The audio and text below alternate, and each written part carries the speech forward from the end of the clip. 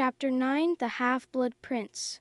The first day of classes dawned with a sense of anticipation and dread. Harry's schedule was packed with challenging level courses, including potions, which he had not expected to be able to take. Their first potions lesson with Slughorn was a revelation. The dungeon classroom was filled with intriguing smells, emanating from several cauldrons at the front of the room. Slughorn introduced them to complex potions like Immortentia, the most powerful love potion in the world, and Felix Felicis, liquid luck. The class was tasked with brewing the draught of living death. To everyone's surprise, especially Hermione's, Harry excelled at the task. His secret? An old, battered copy of Advanced Potion Making that Slughorn had lent him, filled with handwritten notes and corrections by its previous owner, the mysterious Half-Blood Prince. "How did you do that?" Hermione demanded as they left the classroom. Harry, clutching his prize of a tiny bottle of Felix Felicis. "I just followed the instructions," Harry said, not quite meeting her eyes. But it wasn't just the instructions. The Half-Blood Prince's annotations were brilliant, offering shortcuts and improvements that made potion making almost intuitive. Harry found himself fascinated by the unknown students' ingenuity. Their first defense against the dark arts lesson with Snape was a stark contrast. The classroom was now adorned with disturbing pictures of people in pain, victims of curses and dark magic. Snape prowled the room like a predator, his voice barely above a whisper as he spoke of the dark arts. "The dark arts," said Snape, "are many, varied, ever-changing, and eternal.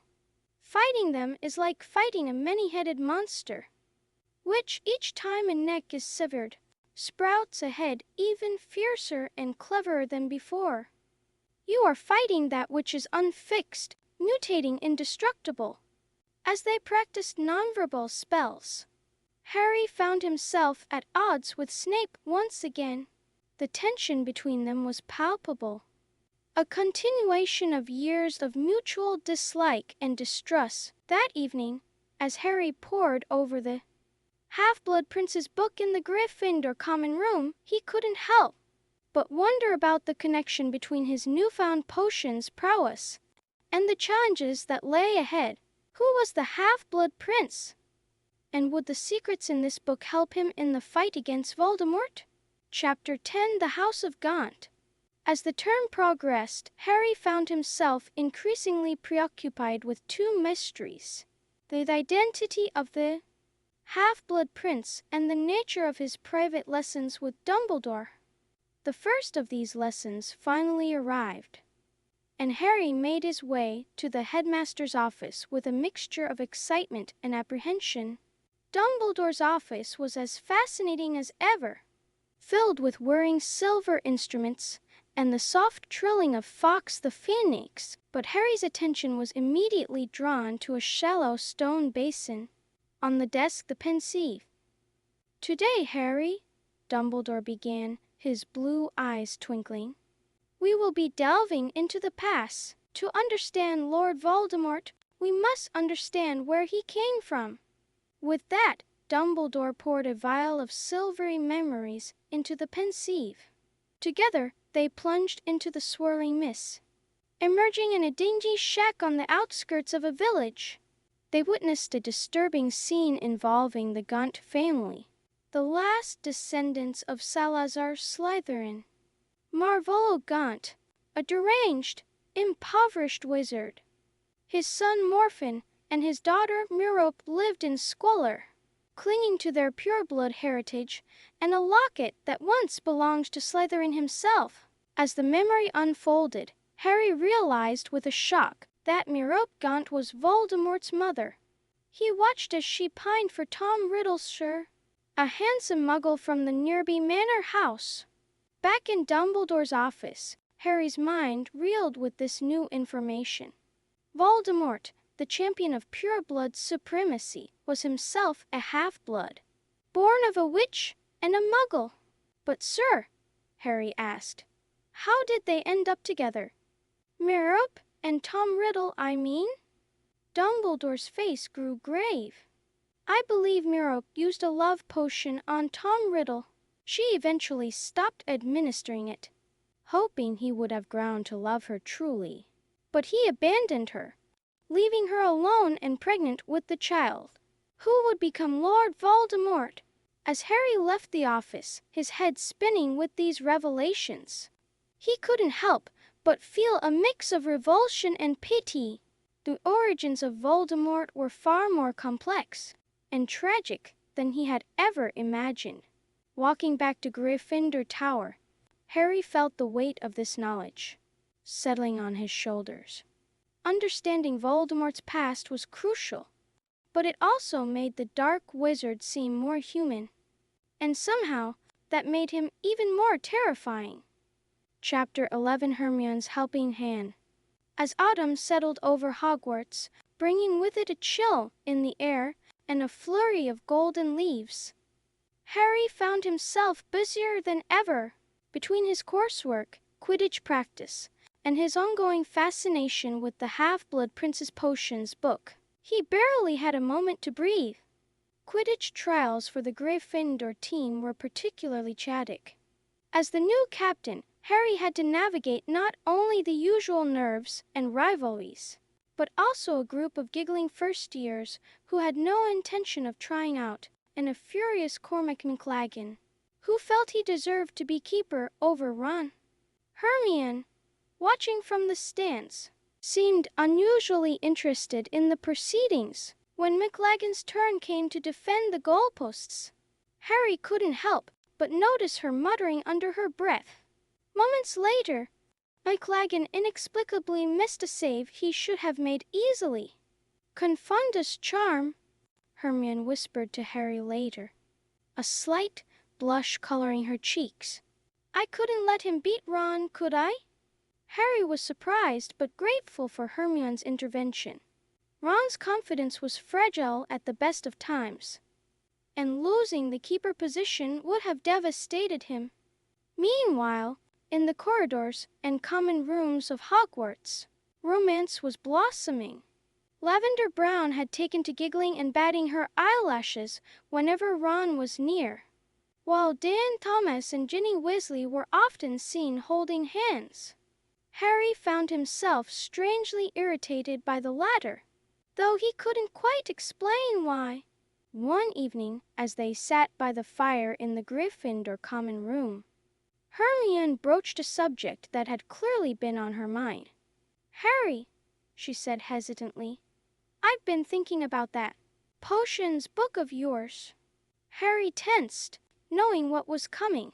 What about it? Well, don't you think it's a bit suspicious? All those handwritten spells, the way it's helping you so much in potions. It's just clever shortcuts, Harry defended.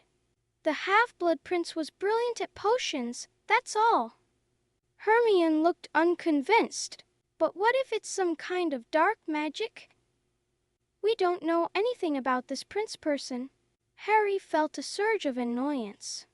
The Half-Blood Prince's book had become something of a security blanket for him, a source of knowledge and comfort in an increasingly complicated world. He wasn't about to give it up because of Hermione's suspicions. As the argument heated up, Ron looked between his two friends, clearly uncomfortable.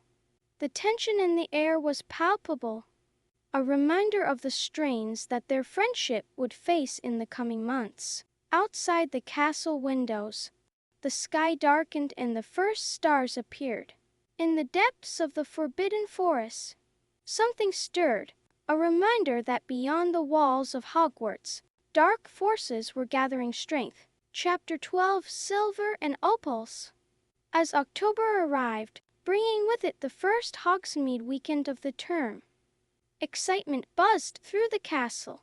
However, the trip was marred by heightened security measures and a biting wind that seemed to cut through even the thickest cloaks. Harry, Ron, and Hermione huddled together in the Three Broomsticks, sipping warm butter beer and discussing the latest developments. Their conversation was interrupted by the arrival of Slughorn, who immediately latched onto Harry, inviting him to another of his little parties.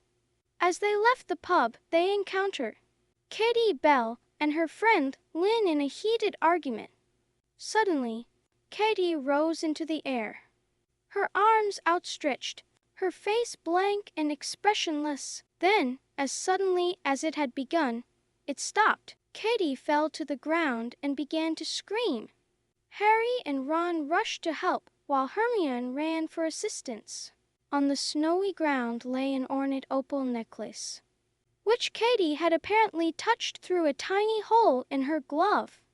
Professor McGonagall arrived swiftly, levitating Katie back to the castle. In her office, Harry, Ron, and Hermione recounted what they had seen. Harry couldn't shake the feeling that this was no random incident. "I think Draco Malfoy gave Katie that necklace, Professor," he said firmly. McGonagall looked skeptical. "That is a very serious accusation, Potter. Do you have any proof?" Harry had to admit he didn't, but his suspicions only grew stronger. He was sure Malfoy was up to something sinister. Despite Ron and Hermione's doubts, that evening, as they sat in the common room, the gravity of what had happened sank in. Katie had been transferred to St. Mungo's Hospital, and the castle was abuzz with rumors and fear.